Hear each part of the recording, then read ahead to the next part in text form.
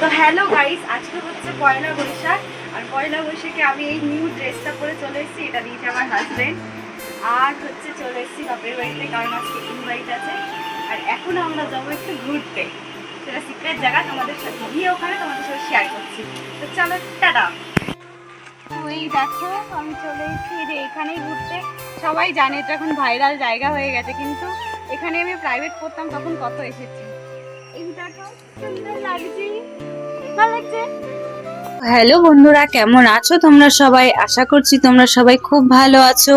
আর আজকের দিনটি ছিল পয়লা বৈশাখ। প্রতি বছর পয়লা বৈশাখে আমার বাপের বাড়িতে নিমন্ত্রণ থাকে, তো এবছরও তাই ছিল।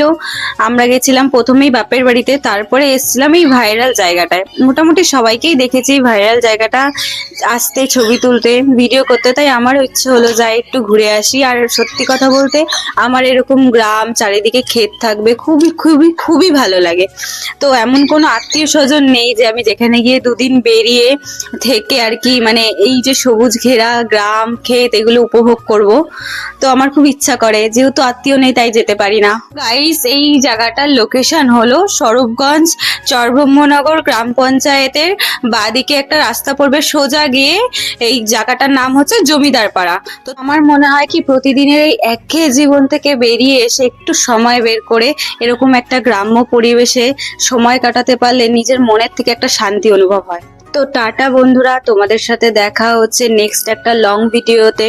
আর তোমাদের সাথে একটা রিকোয়েস্ট, যারা আমার ভিডিওটা ইউটিউবে দেখছো তারা আমার ভিডিওটা অবশ্যই প্লিজ সাবস্ক্রাইব করে দিও।